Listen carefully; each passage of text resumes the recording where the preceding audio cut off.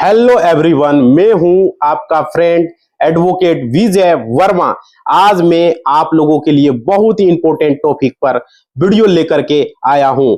तो उस वीडियो को आप लगातार देखेंगे, बहुत कुछ जान पाएंगे, बहुत कुछ समझ पाएंगे।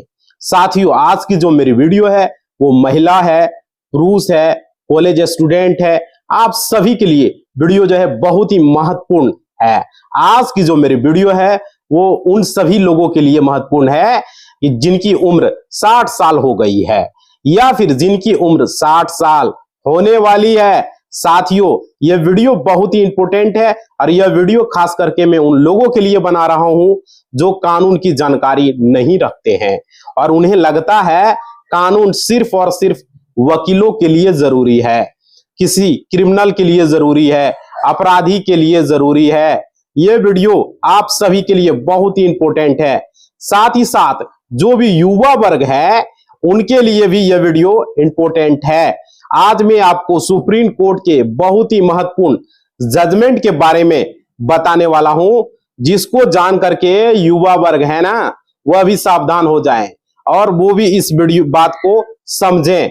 और जो सीनियर सिटीजन है जिनकी उम्र 60 साल हो गई है, 60 साल से अधिक हो गई है, 70 हो गई है, 80 हो गई है, 75 हो गई है, आप सभी के लिए वीडियो जो है वह बहुत ही महत्वपूर्ण है।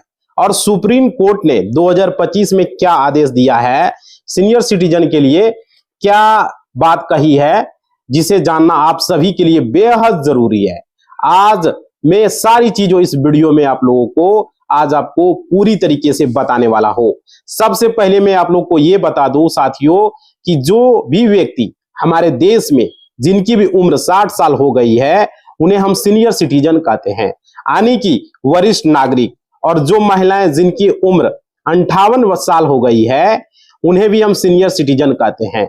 महिला के लिए उम्र सीमा जो है वो 58 साल है, ठीक है, यानी कि 58 साल है। और पुरुष के लिए उम्र सीमा जो है वो 60 साल है। अब हमारे देश में जो भी सीनियर सिटीजन की संख्या है वो काफी मात्रा में है और बहुत अधिक ऐसे व्यक्ति है, बहुत एक बड़ा एक समूह है जो सीनियर सिटीजन का है। लेकिन साथियों, कई बार सीनियर सिटीजन के साथ जो है बहुत गलत हो जाता है और बहुत सारी तकलीफें उन्हें झेलनी पड़ती है। जो मतलब एक उम्र बढ़ती है उस समय देखिए, यहाँ पे उम्र बढ़ने के बाद क्या होता है, हमारा जो शरीर है ना वो पहले की तरह काम नहीं करता है, समझ रहे हो। और दूसरी तरफ हम कह सकते हैं कि हमारे परिवार में जो है बुजुर्ग व्यक्तियों की अपेक्षा जो है वो मतलब कि उसका शरीर एकदम, उसको मान सम्मान भी बहुत सारे लोग नहीं देने लगते हैं जब उसका उम्र बढ़ जाता है। तो ऐसा जो कानून है आप सभी को सुरक्षा प्रदान करता है। साथियों, हमारे देश में एक कानून है जिसके बारे में लोग जानते ही नहीं है। जो महिलाएं गांव में रहती है, जो पुरुष गांव में रहते हैं, वो इस चीज को समझ ही नहीं पाते हैं, इस कानून के बारे में उन्हें जानकारी नहीं है। तो मैं आप लोगों को बता दूं, वो कानून जो है सीनियर सिटीजन एक्ट 2007 है।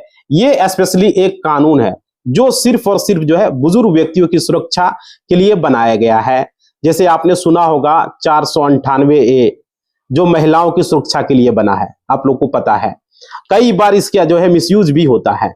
लेकिन सीनियर सिटीजन जिस तरीके से महिलाओं के लिए स्पेशल कानून बना, उसी तरीके से जितने भी वृद्ध व्यक्ति हैं, जितने भी सीनियर सिटीजन हैं, उनके लिए भी एक स्पेशल कानून है जो खास तौर पे जो है सीनियर सिटीजन के लिए जो है बनाया गया। आपने देखा होगा हमारे देश में आज जो है लगातार वृद्ध आश्रम की जो है संख्या बढ़ रही है। वृद्ध आश्रम के लिए जो है खोला गया, जिनका परिवार में कोई नहीं है, जो बेघर है, जिनका कोई अपना कोई रिश्तेदार मौजूद नहीं है, वैसे व्यक्तियों के लिए है वृद्ध आश्रम खोला गया है, आप लोग को पता होगा। लेकिन आज हमारे देश में सरकारी नहीं बल्कि प्राइवेट वृद्ध आश्रम भी लगातार खुल रहे हैं। उसका एक बहुत बड़ा कारण क्या है, कारण यह है कि एक तो सीनियर सिटीजन है जो उन्हें अपने परिवार के बारे में पता नहीं है, दूसरी तरफ जो है हमारे समाज में नैतिक पतन भी हो चुका है, ठीक है।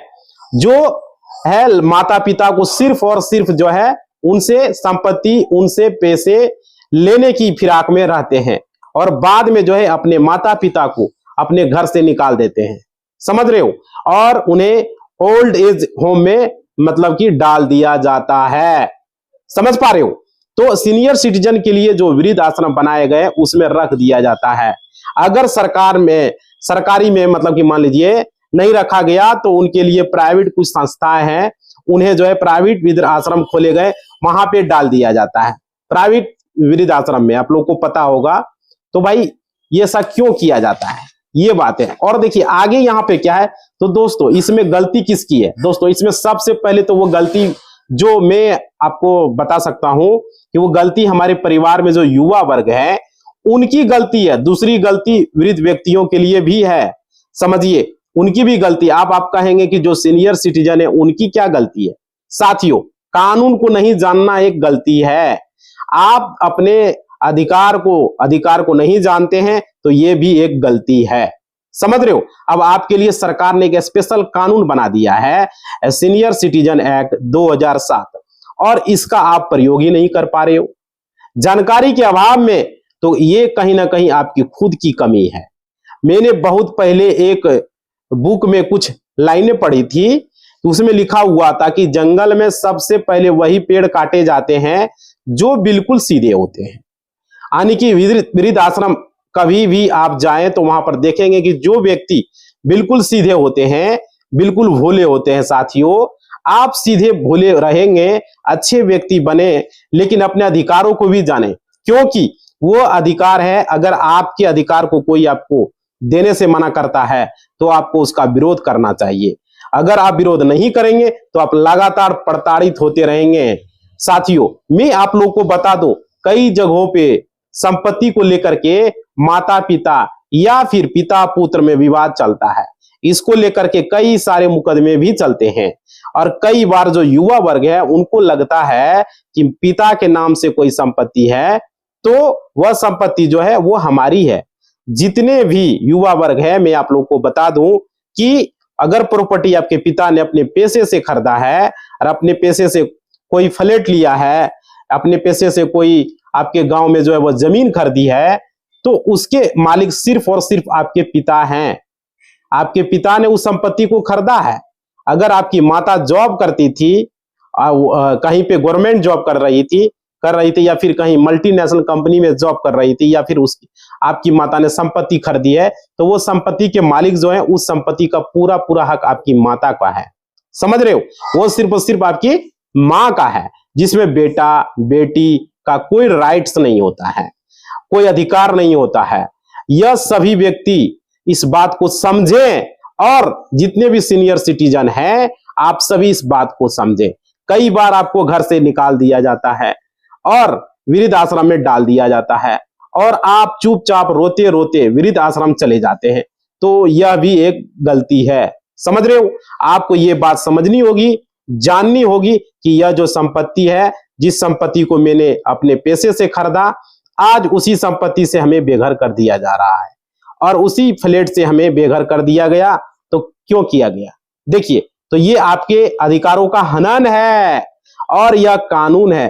कानून में आप लोग को बता दो रहा हूं, यह नियम है, और उस सिर्फ और सिर्फ मालिक आप हैं, ये नियम है। देखिए, न आपका बेटा उसमें मालिक है, न आपकी बेटी उसमें मालिक है। अगर आपने कोई भी चीज लिया है तो देखिए, कोई मालिक नहीं है, ना आपकी बहू मालिक है, ना बहू आकर के आपको कह रही है कि सास ससुर को घर से निकाल दो, तभी जो है मैं रहूंगी इस घर में। तो आप सभी क्या करें, इस कानून को पढ़ें, सीनियर सिटीजन एक्ट 2007 को, समझ रहे हो। अब मैं आप लोगों को बता दूं, ये सीनियर सिटीजन एक्ट 2007 जो है, इसी को लेकर के 2025 में सुप्रीम कोर्ट जनवरी में जो है एक बहुत बड़ा जो है यहाँ पर फैसला आया है। सुप्रीम कोर्ट को का जो है एक आदेश आया है, समझ रहे हो। तो देखो, उसमें जो विवाद किया गया था, यहाँ पे भी संपत्ति का विवाद था, और संपत्ति विवाद किस केस में था? माँ और बेटे में। माँ और बेटे में संपत्ति का विवाद क्यों हुआ?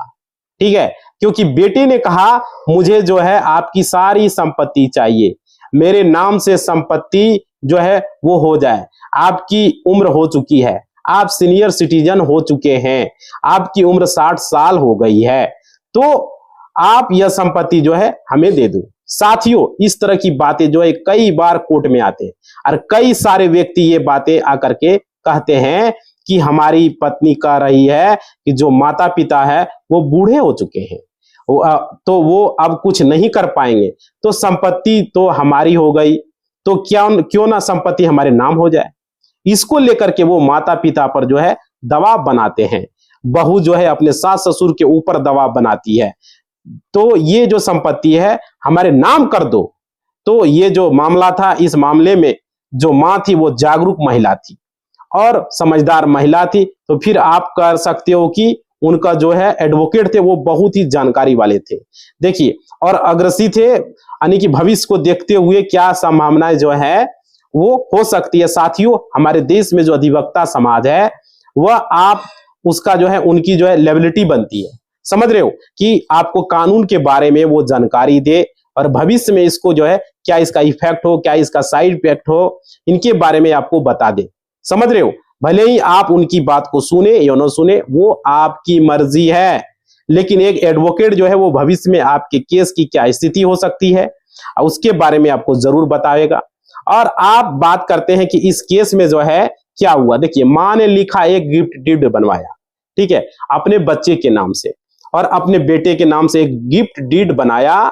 और गिफ्ट डीड में क्या बातें लिखी, गिफ्ट डीड में उन्होंने ये बातें लिखी कि मेरा बेटा जो है मेरी जो है उम्र के अंत तक, यानी कि जब तक मेरी मृत्यु नहीं हो जाती है तब तक मेरा बेटा मेरा भरण पोषण करेगा और मेरी जरूरत को हर चीज को मुहैया कराएगा।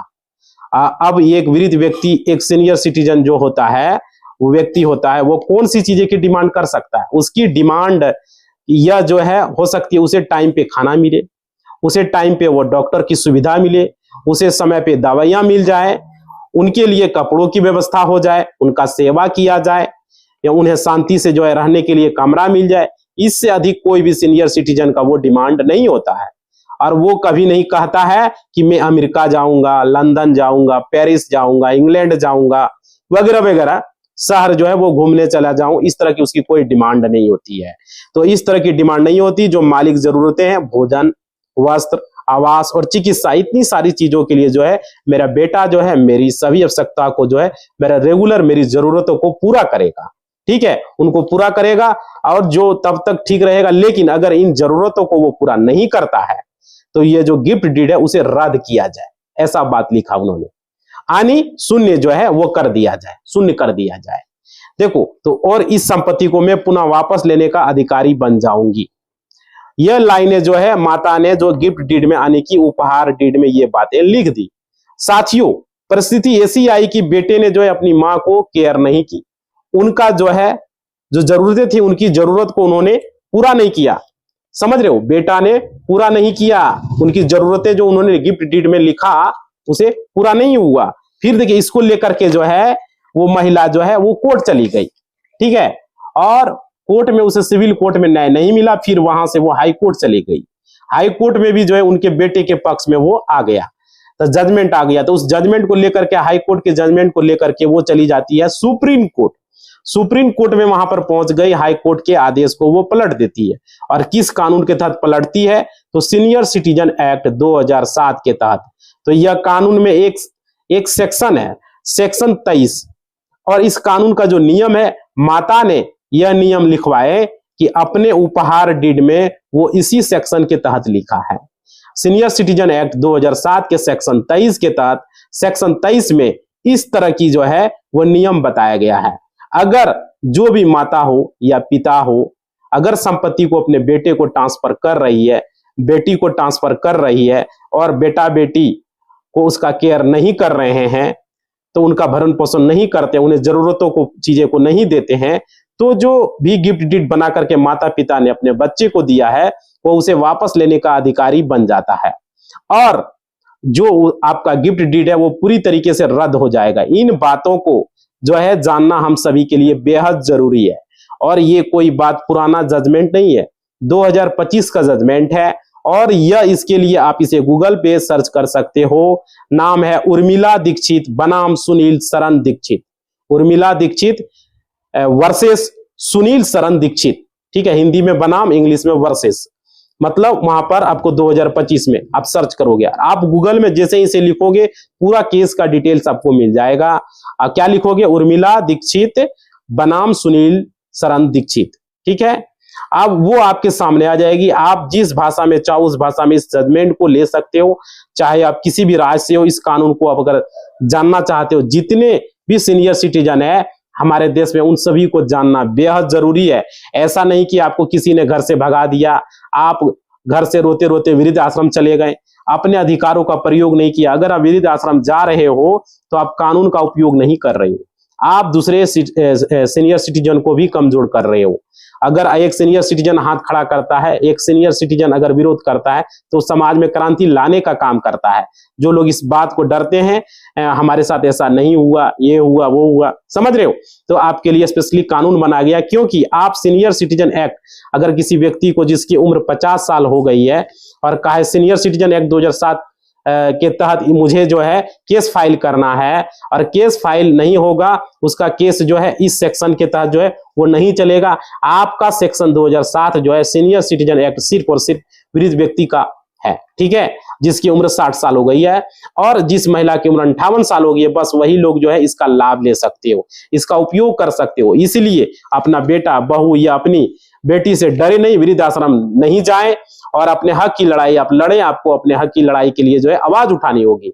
कई लोग कहते हैं कि कोर्ट में बहुत लंबा समय लग जाता है। साथियों, आप जो कोर्ट में लंबा समय लगता है, अब इस बात को जाने, जो कि सीनियर सिटीजन एक्ट 2007 के तहत अगर आप पिटीशन डालेंगे तो आपके केस जो है ना, आपका जो है वो तेजी से सुना जाएगा।